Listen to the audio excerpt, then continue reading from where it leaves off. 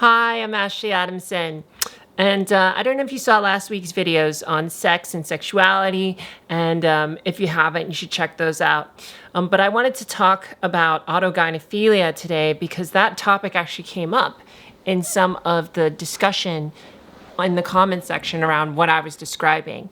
And I had a little bit of a reaction to that. I don't know about you. Have you ever heard, have you heard about autogynephilia, and has anyone ever said that to you or kind of said that maybe what your experience is autogynephilia? So we're going to dive into that today, and I'm going to actually dive into a very specific paper which I found really interesting, written by a trans woman about autogynephilia and relabeling it as self-love as a woman, which I thought was a really interesting perspective on things.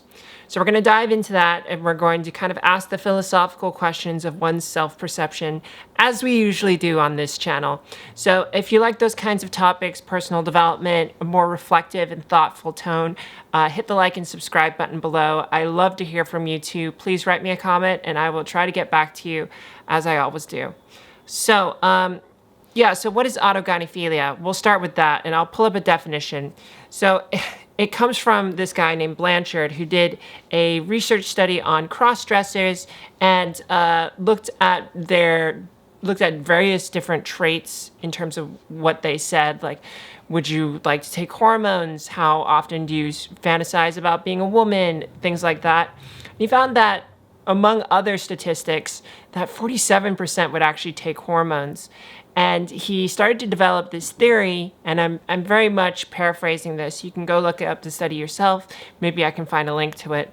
But he basically said, there's a lot of strong evidence to suggest that perhaps trans women, ones that are attracted to men, are autogynephiliac, which means they are, and here's the definition, they have an erotic or amatory propensity and sexual orientation that is explained as a love of oneself as a woman, so much so that they pursue being a woman. And when they're pursuing being a woman, what they're actually doing is they're obsessed with the woman that they're attracted to, but they've placed it on themselves, which he calls a target error.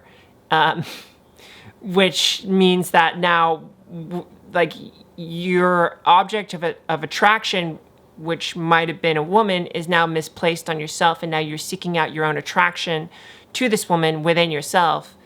And that's what drives, his argument is what drives trans women to want to get vaginas, because they're trying to become the object of their own desire. Which sounds pretty reductionist and has had a strong reaction from the trans community, because it doesn't represent, for a lot of people argue that it doesn't really represent their experience, such as, like, once you transition, it's not really an erotic thing that you're experiencing. I don't cross-dress. I just put on my dress and whatever, and I don't get this whole sexual experience from it. It just is. And, it doesn't turn me on to cross-dress, So, I don't know if you do know. Do you like to, are you cross-dressing, or are you trans and you just wear, what makes you feel good, right? So there's that.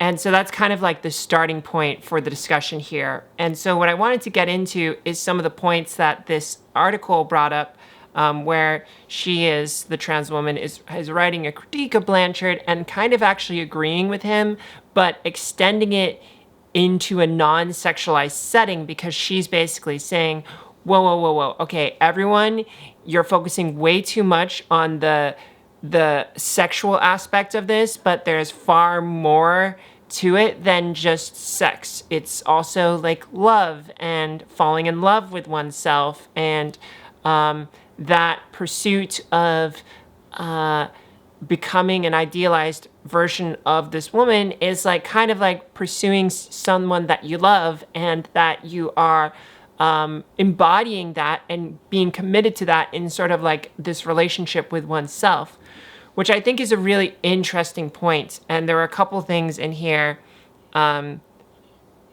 interesting. The first thing is kind of like paraphrasing the research that she's done with objections to this. So I'll just kind of paraphrase some of the objections. I no longer find the idea of having a woman's body sexually exciting. We just kind of went over that. It just feels more comfortable living my life as a woman. Or sometimes I find the idea of being a woman sexually exciting, but I will never like other boys, and I never fit in as a man, so it just feels more natural for me to live as a woman. Or this isn't primarily a sexual thing for me, it's about my identity as a woman. Or I felt this way since I was 6, long before I had any sexual feelings. Which all seem to be like good counterpoints. But what she goes on to say is, it may be sexually initiated, this feeling of arousal to being a woman. Like I remember when I started cross-dressing, have you cross-dressed before? Did you find it sexually arousing? What was that experience? I felt ashamed of it. I felt like, oh, I'm a cross-dresser and this is not a good thing. And so kind of like going into that, she starts to talk about how we've kind of overemphasized this direction of the erotic element because sexual arousal in scientific world is like easier to measure. Sexual arousal is used to categorize men into like, you know, heterosexual, homosexual, and non-erotic elements in studies such as love are much harder to measure. And then you have the societal bias, which is like historically paraphilias are regarded as exclusively erotic phenomena. And like, can you imagine applying the same concept of autogynephilia to a gay man and say, well, your attraction to gay men is really just a misplaced attraction to men, and you're just really seeking out this attraction to men in yourself and trying to become this idealized version of this thing that you're sexually attracted to, or something like that. Like that just seems completely wrong and super reductionist, and doesn't relate to my own personal experience because the sexual aspect of it is just one dimension of many dimensions. And these are the main objections to autogynephilia. What this author introduces, which kind of makes it a more compelling argument, is maybe it's not about just this sexual side. We've overemphasized the sexual side of this experience, and really it's about falling in love with oneself or one's ideal self. And this is kind of where I wanted to land in terms of the questions to ask here and ask for yourself, because it's kind of an important question to ask. Are you transitioning to reach something that you love, or are you transitioning because you love yourself? And I think that's one of the more important questions, because transitioning to be something that you will love is creating distance between you and yourself. It's creating distance with your ability to reap the benefits of loving yourself now, because it's contingent on some future reality that you're not at yet. And that can be pretty hard to get through in the hard times if you're not really loving yourself.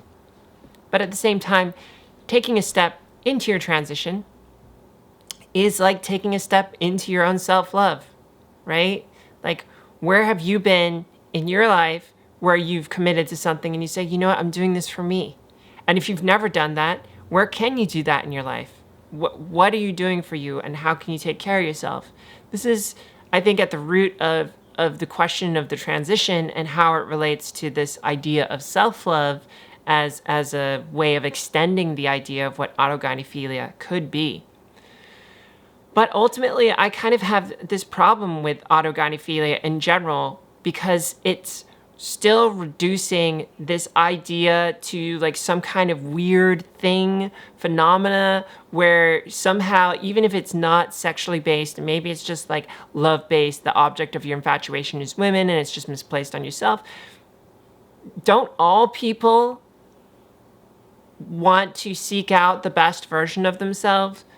From one extent, from a lesser extent to a more extreme extent. But I mean, how many narcissists or how many people not just narcissists, just regular people want to improve themselves and just be a better version of themselves. Are they all philiacs too? Like, where in your life you've been like, I want to be a better person? Sometimes it's hard to say that. Maybe something forces you into that situation. I'm sure you've been there before. But if you know yourself well enough and you put in the work, you're going to want to be a better person. And so when I draw it back to my own personal experience of wanting to be this idealized feminine version of myself, and so I'd go halfway around the world for this face surgery and these boobs, which, by the way, they're starting to feel great.